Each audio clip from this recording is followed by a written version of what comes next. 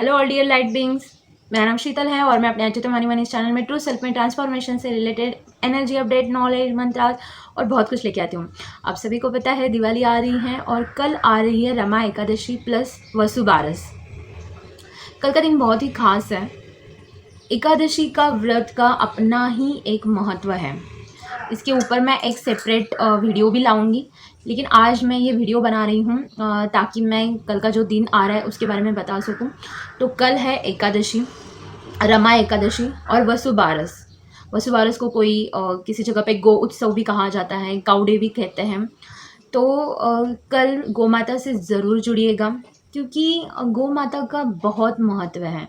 हम जानते हैं जब समुद्र मंथन हुआ तो उसमें से जो चीज़ें बाहर निकली, उसमें एक जो चीज़ निकली थी वो थी कामधेनु।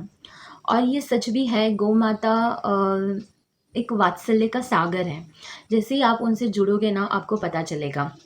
ओके, तो कल के दिन ज़रूर उनकी पूजा करिए। हम देखते हैं कि जब भी हम लोग श्री कृष्ण जी की पूजा करते हैं तो गौ माता की भी पूजा करते हैं, क्योंकि और हमारी ऐसी मान्यता भी है कि गौ माता में सारे भगवान समाये हुए हैं। और मैं जो खुद मानती हूँ और मैं जो खुद फ़ील करती हूँ, मैं वो आपको बताना चाहूँगी कि आप जितना भी गौ माता से जुड़ते हैं, आप में एक वात्सल्य भाव आ जाता है, ममत्व भाव आ जाता है, जो बहुत ज़्यादा ज़रूरी है। ओके, क्योंकि हमारे भारतीय संस्कृति में तो हम लोग पेड़ों की पूजा करते हैं, विशिष्ट प्राणी की भी पूजा करते हैं, और हम लोग देखते भी हैं कि हर एक गॉड के साथ कुछ ना कोई तो प्राणी जुड़ा हुआ है। तो हर एक जीव का एक अपना ही महत्व है।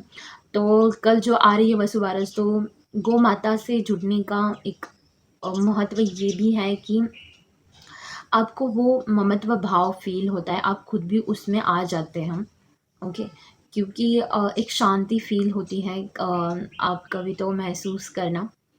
तो कल गौ माता के लिए अगर आप कुछ डोनेट कर सकते हो, क्योंकि एकादशी भी है, ओके, तो कुछ डोनेट कर सकते हैं, जैसे चारा या फिर खाना खिला सकते हैं। उनकी पूजा कीजिए, उनसे जुड़ने की कोशिश कीजिए, उनके वाइब्रेशंस को खुद में रिसीव करने की कोशिश कीजिए। ओके, तो कल का दिन ये बहुत ही ख़ास है, तो आप ये सारी चीज़ें कर सकते हैं। दूसरा है, कल एकादशी आ रही है। एकादशी का अनन्य साधारण महत्व है। अभी कल जो एकादशी आ रही है, दिवाली के पहले आ रही है, धनतेरस के पहले दिन। और अगर इसका आप व्रत रख लेते हो तो आप जो हमारे जो भी नकारात्मकता रहती हैं, उससे हम लोग एकादशी के व्रत से मुक्त हो जाते हैं, पाप कर्मों से मुक्त हो जाते हैं, श्री हरि विष्णु जी की ग्रेस को पा लेते हैं। जैसे आप सभी को पता है कि कार्तिक मंथ भी चल रहा है अभी, तो मतलब ऑलरेडी डिवाइन एनर्जी जो एक हॉली एनर्जी है ना, वो ऑलरेडी पीक पे है।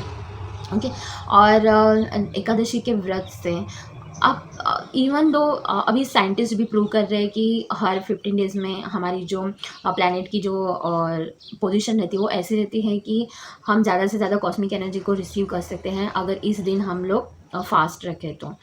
ओके, तो ये इन पे मैं बाद में डिटेल में वीडियो बनाऊंगी कि कैसे फास्ट रखने से हम लोग कॉस्मिक एनर्जी को ज़्यादा से ज़्यादा रिसीव कर सकते हैं, एकादशी का व्रत क्यों करना चाहिए। लेकिन कल का दिन बहुत ही ज़्यादा इम्पॉर्टेंट है। अगर आप कर सकते हैं तो एकादशी का व्रत ज़रूर कीजिए। अगर आप नहीं कर सकते तो ट्राई कीजिए कि लाइट कुछ तो खाइए।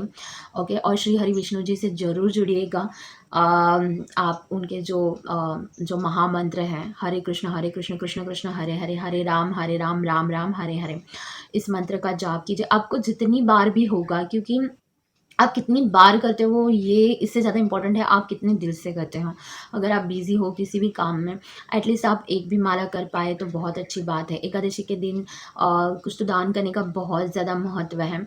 ओके, आपकी ओर से अगर आप कुछ कर सकते हो, और कल तो वसु बारस भी है, तो ज़रूर कल का व्रत कीजिएगा। व्रत नहीं कर पा रहे हैं तो श्री कृष्ण जी, श्री हरि विष्णु जी, इनसे जुड़ने का ट्राई कीजिएगा। उनके मंत्र जाप आप कर सकते हैं। नहीं मंत्र जाप भी कर पा रहे हैं तो सुन लीजिएगा।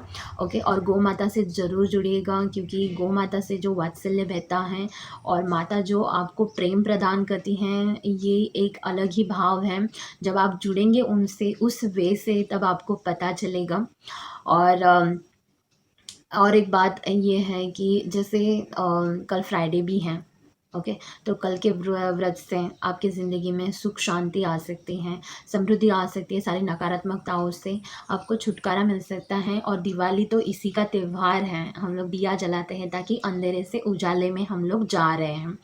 इन सभी चीज़ों के ऊपर मैं इन डिटेल तो वीडियो लाऊंगी ही, लेकिन कल का व्रत करना ना भूलिएगा। गौ माता से ज़रूर जुड़िएगा, हो सके तो दान कीजिएगा। गौ माता के लिए आप चारा दे सकते हैं, उनकी पूजा कीजिए।